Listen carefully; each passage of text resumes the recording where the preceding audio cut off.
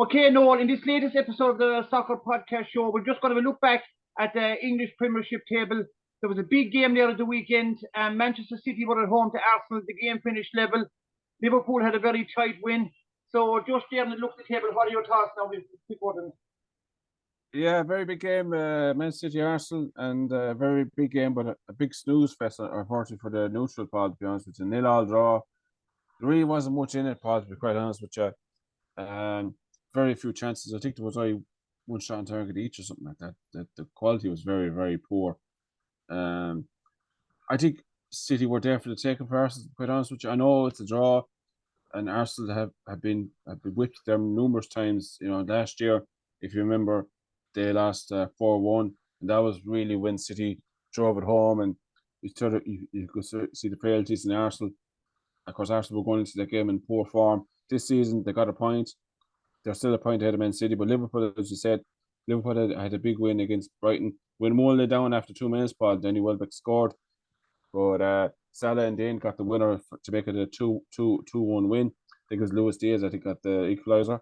So Liverpool are top now with 67 points. Arsenal second, 65, and Man City with 64. It's so tight, Paul. It's there's actually games during midweek as well. Aston Villa go to Manchester City, and Liverpool play home to Sheffield United, and Arsenal home to Luton. No. So you would expect all three teams to win those games, to be fair, and then each team will have played 30 games, and that's when the real run-in starts, Paul. The minute when you see the trio, when you see 3-0, that means you're getting into the last digits of like the single digits games now here. It's a 38 game season. When you play 30 games, that's when the real run-in starts with 8 games to go. It's always around Easter, Paul. This is when the crunch comes. Can you maintain your form? Because if you have a bad run like Arsenal did their last season, I think they drew 2-2 to Liverpool, they drew 2-2 to West Ham, and I think they actually had a 3-3 draw with Southampton. There were 3 bad results for Arsenal, and when you avoid just to talk about Arsenal. The draw away for Arsenal at the weekend, does that show Arsenal have really toughened up since last year? They've improved. Yeah. Normally in the last 3 or 4 or 5 years, that'd be a game they'd lose. There was kind of a stop center. But Arsenal this year, and I think Declan Rice has been a huge addition. They've really toughened up now, and they're legitimate challengers now, because that was a great point for Arsenal.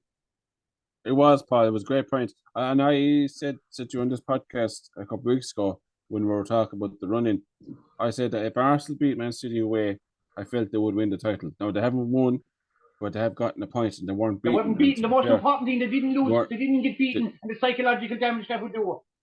Oh, that's still a boost for us. Now, obviously, their fans would have been thinking City were there for the ticket. City didn't play well at all. Haaland, I don't know if you saw it, Paul, but I think Roy Keane compared him to a League 2 player in terms of his general play. He said goal scorer, world class, probably the best in the world. But general play, when general play, you see, the thing with Haaland is, I find many people seem to think about him. When he's not in the game, he finds it very hard to. He's not really good at holding the ball up. He's not really for a big tall man. He doesn't seem to win much in the air, Paul, to be quite honest with you. And you look at him; he looks very clumsy sometimes when you watch him.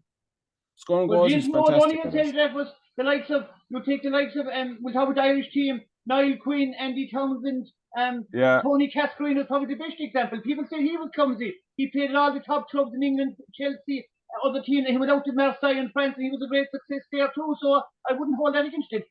Oh yeah, I think to be fair, I think Roy Keane said it was like an E2 player in terms of his general play. It was a bit very harsh, but I see points of it.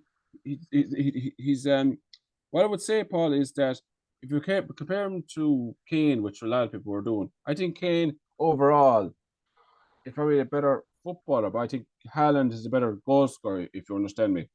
I think Haaland can deal with not being in the game, and he'll just get one chance and he'll bury it. But he looked very poor. He couldn't really get anything out of Gabriel and Saliba, the 2 centre backs for Arsenal. They just marked him out of the game, couldn't get anything. I think they did a very good job on him. And he has had a few games where he gets frustrated when he's not getting the chances.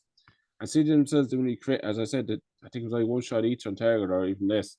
It was some very poor play. They didn't really, De Bruyne had a poor game. I think Ake actually went off injured, one of the defenders. Lewis had to come on. So City were a bit disrupted, Paul. To be honest with No, sorry, no, Kyle Walker because didn't we run start. out of time there. Liverpool again, a narrow win, which in my book is the sign of champions. They were earlier in the year, they were away to Nottingham Forest, was 0-0, and in the 99th minute, the 10th minute of injury time, they got a winner almost the last kick of the game. They win a game 2-1. That to me is the sign of champions. Not winning games 4 and 5 and 6-0. Yeah. That's grand, because when you win a game, a close, tight game, that's the real sign of champions this year. And we do know Liverpool have the incentive if their manager is retired at the end of the year, and they'll move heaven and earth to try and win it. I think so, Paul. I think if you look there at the graphic, the very last 2 games, and that one of them was a daylight robbery against Tottenham, where they got a legitimate goal and there was a mess up in the bar. And then down to be fair, they lost against Arsenal, but the second goal that Arsenal scored was a complete mess up between Alisson and Van Dijk. So Liverpool, they've won 20 games, they've drawn 7. Now the big game, excuse me, the big game now at the weekend is Manchester United and Liverpool at Old Trafford. Now, as you saw, Manchester United beat Liverpool 4-3 in the FA Cup. If Liverpool would be really gunning now to make up for that game.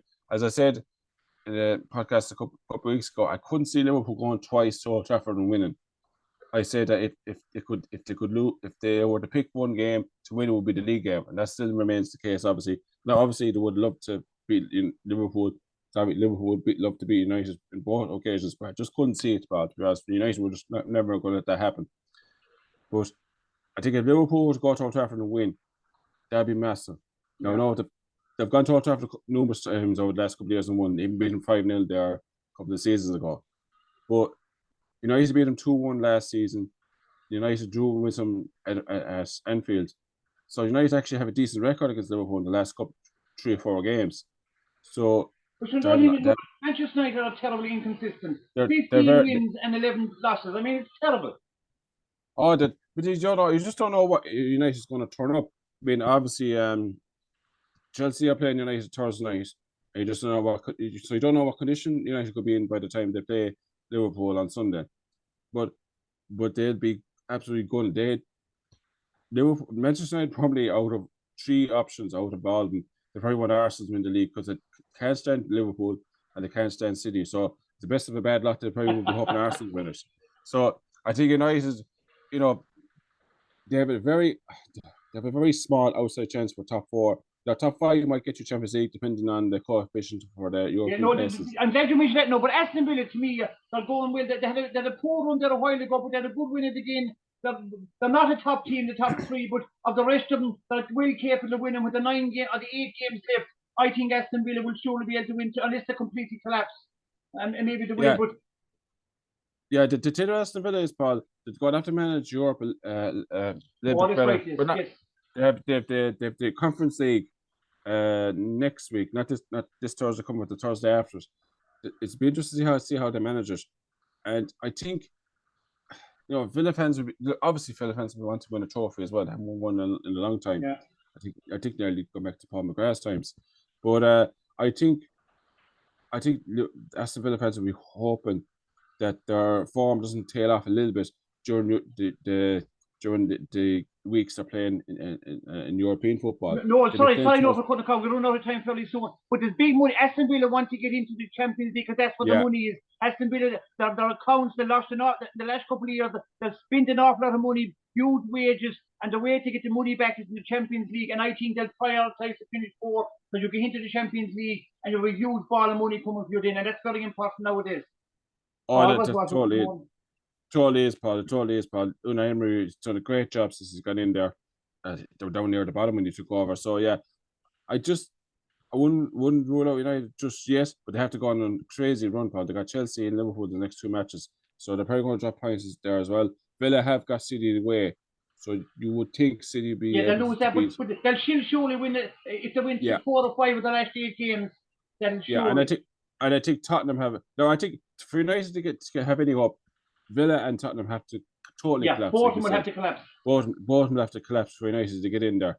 I mean, they're 11 points behind Villa. I know they have a game in hand, but it shouldn't happen, Paul. But United at the weekend, Brentford had numerous chances, hit the post 3 or 4 times.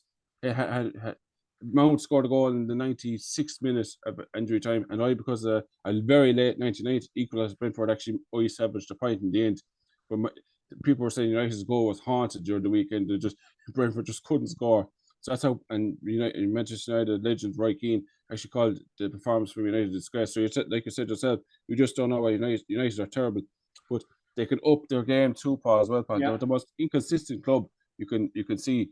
So, like you said, I think Villa will probably just edge it, Paul, and I think Tottenham will probably get 5th, and that's probably the Europa League then for Manchester United. And as for my own club, Chelsea, well, the less said about them, the better. They got the 40 points. They're staying up this season again, Paul.